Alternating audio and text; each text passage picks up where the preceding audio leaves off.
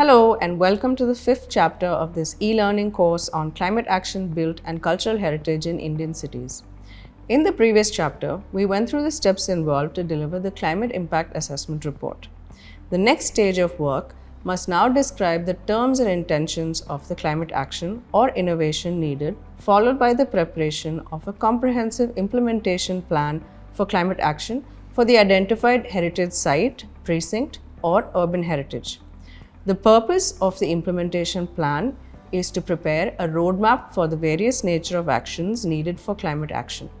Therefore, it will also include a plan for phasing and transition from plan preparation stage to actual implementation stage. To start with, let's take in some key information for this stage. The key deliverable for this stage is the implementation plan for the heritage-based climate action plan. The primary responsibility for ensuring that this stage with its associated deliverable is completed lies with the expert team appointed as the culmination of the readiness assessment stage. Additionally, the responsibility for monitoring, review and endorsement of the key deliverable lies with the Heritage Climate Action Steering Committee. The nodal person will be responsible for the approval of the deliverable. This stage also involves conducting a co-design workshop, and the primary responsibility for this belongs to the expert team. The workshop participants should include all relevant stakeholders, rights holders, and duty bearers who will be essential for the risk management process. In terms of resources needed for this stage, the human resource costs for Heritage Climate Action Steering Committee, expert team, sector specialists, nodal person, and one support staff. Facilities resources would include an office space with needed equipment and support staff, as well as data storage and a venue for conducting a workshop. Network resources will be as identified by the experts through community studies. The financial outlay would amount to approximately 15 to 25 lakh Indian rupees. And lastly, the time needed to complete all the steps in this stage is 4 months.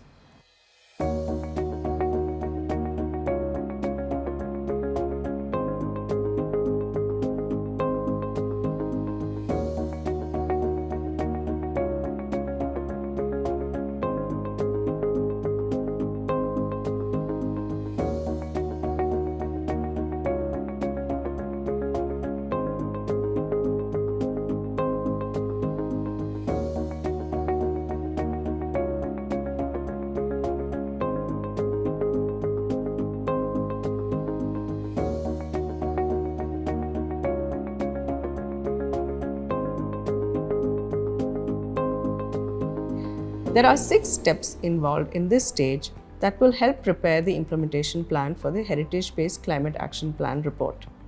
Before we get started with the 6 steps for this stage of work, it is crucial to understand the 3 types of strategies for climate action and implementation, which are mitigation, adaptation, and planned losses.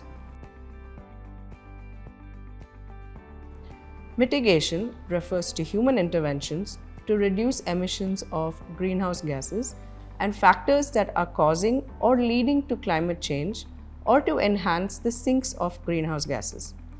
Culture is rooted in processes of production, consumption, use, lifestyles, and social organization of communities that lead to anthropogenic greenhouse gas emissions.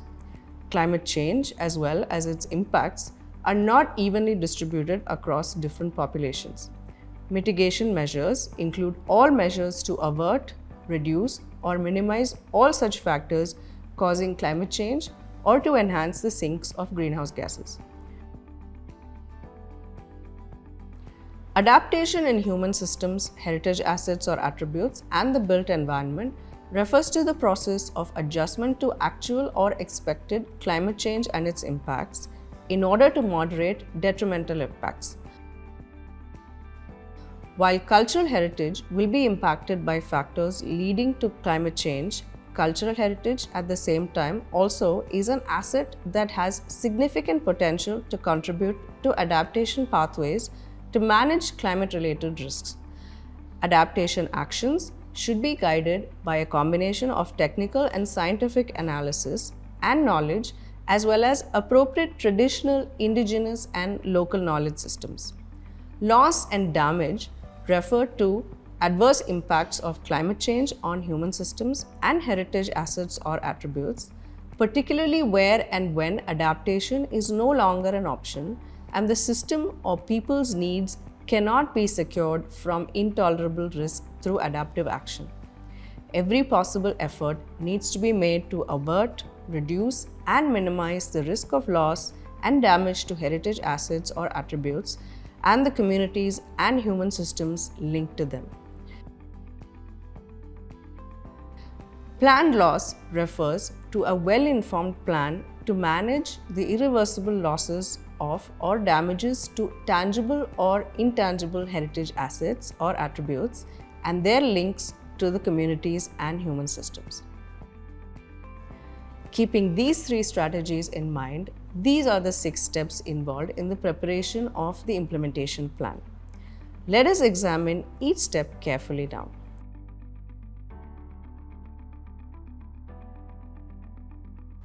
The first step is to prepare an implementation matrix that identifies the nature of climate action needed based on an assessment of the value or significance of the heritage, nature of impact drivers or hazards, as well as risk multipliers. A separate tabulation needs to be prepared for planned losses. Losses of and damages to heritage assets and their values point to adverse effects of climate change on heritage, especially when or where mitigation and adaptation are no longer possible.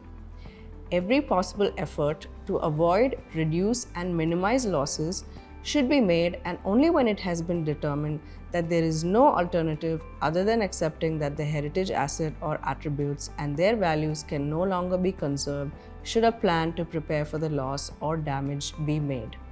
The toolkit has a sample format that can be used to prepare this matrix.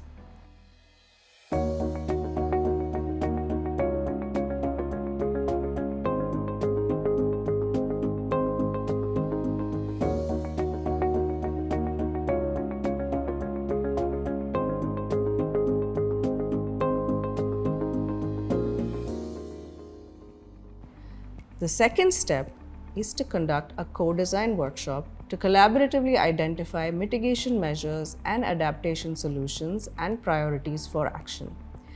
Each identified measure or solution should respond to the identified risk and impact. The primary responsibility of designing and conducting this workshop will be of the expert team. The workshop should also discuss and deliberate on all possible options to avoid, reduce, and minimize losses and damages to heritage assets and communities linked to the heritage. For heritage assets or attributes and the values which can no longer be conserved, strategies to prepare for the unavoidable loss or damage will be collaboratively designed. Based on all the measures and solutions listed, a pool of possible projects for implementation will be identified based on priorities of action. The workshop participants should include all relevant stakeholders, rights holders, and duty bearers who will be essential for the risk management process. A good co-design workshop requires preparation and a framework. The organizers should be clear about the aim, expected outputs, and outcomes of the workshop.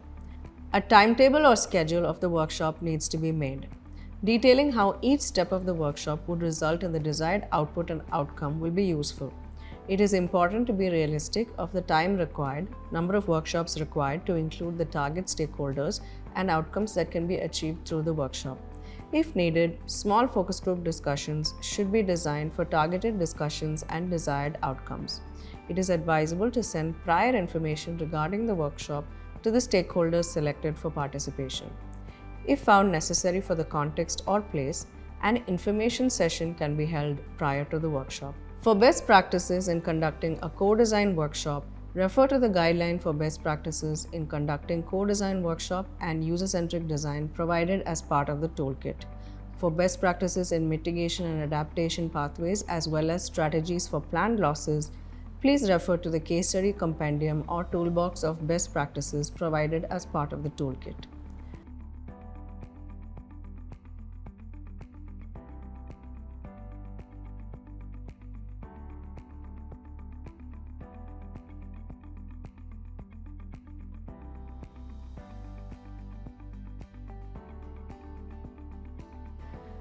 The third step is to prepare a detailed mitigation plan based on the conceptual ideas and solutions listed in the co-design workshop. A mitigation plan will include an appraisal of priorities of action or project identified in the co-design workshop and the mitigation strategies identified through an assessment of feasibility, viability, barriers and limits, as well as alignment with targets set in the PLF. It must also include the design of mitigation pathways. Here, the mitigation pathways selected to be implemented should be listed and each pathway should be described in detail. Reasons for preference should be mentioned and actions and resources needed should be articulated. The pathway can be described in the form of architectural drawings, textual descriptions, photographs, as well as projected future scenarios through scientific data analysis or 3D visualizations. This makes the decision regarding choice of mitigation pathways an iterative process where every reasonable effort will be made to design measures to avert, reduce, or minimize the factors causing climate change, leading to impacts on the identified heritage asset or attribute and the interlinked human systems or communities, or to enhance the sinks of greenhouse gases. Some examples of mitigation pathways for heritage sites or precincts or urban heritage are promoting continued use and conservation of blue-green infrastructure such as traditional water harvesting systems, historic green areas, etc. in heritage areas. Green mobility through strategies such as reducing transport-related emissions and creation of low-emission zones in heritage areas. Use of renewable energy sources.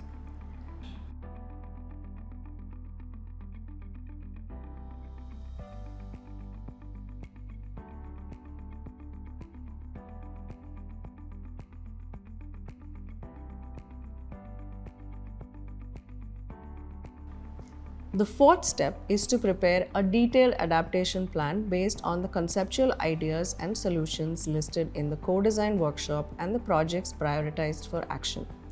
Similar to the mitigation plan, an adaptation plan will include an appraisal of priorities of action or projects identified in the co-design workshop and the adaptation strategies identified through an assessment of feasibility, viability, barriers, and limits, as well as alignment with targets set in the PLF.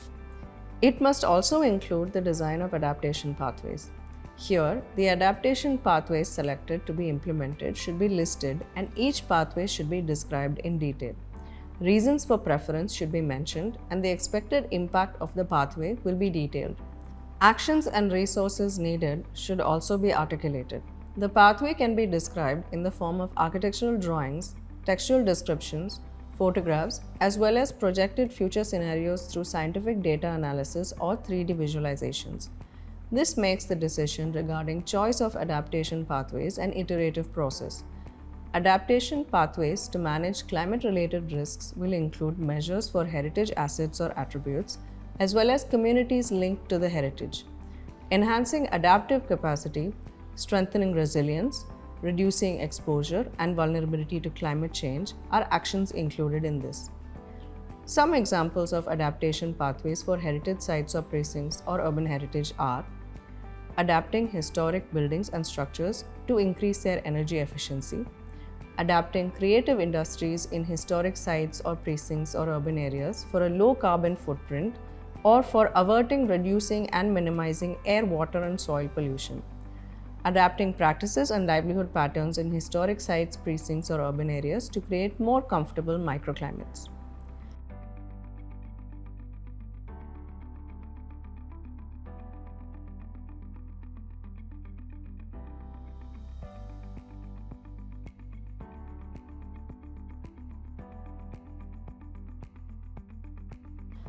In the fifth step for the preparation of the implementation plan, a detailed strategy for managing planned losses and damages needs to be made based on the priorities listed in the co-design workshop and the projects prioritized for action.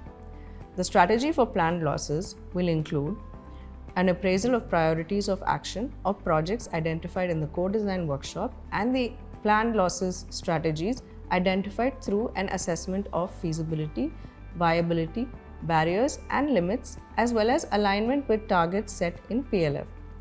It must also include the pathways for planned losses.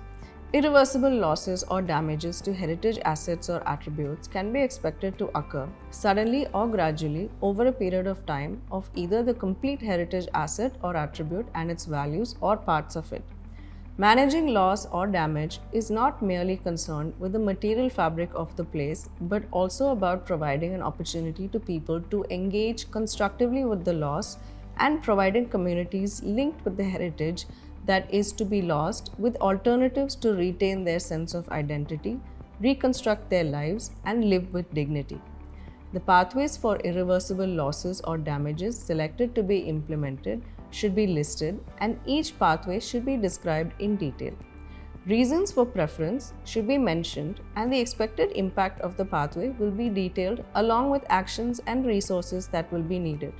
The pathway can be described in the form of architectural drawings, textual descriptions, visual media such as charts, tables, graphs, photographs, as well as projected future scenarios through scientific data analysis or 3D visualizations.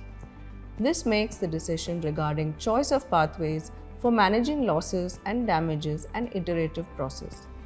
Pathways should include measures for heritage assets or attributes, as well as communities linked to the heritage. The final pathway selected should be detailed through a stepwise plan of actions needed. Some examples of pathways for planned losses for heritage sites or precincts or urban heritage are creating digital and/or physical replicas through documentation of the heritage asset, recording oral histories, providing alternate livelihood opportunities that can retain the people or community's sense of identity, bereavement counseling for affected communities, options for Build Back Better.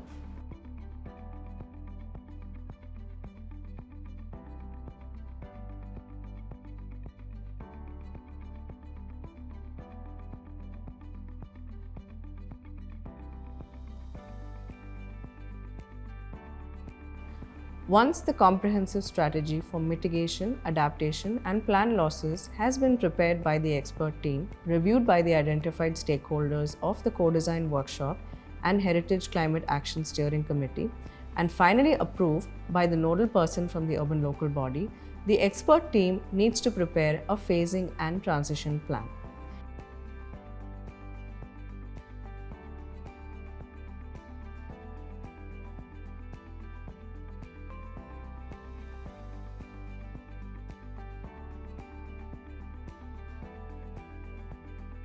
To be deemed complete, this plan should include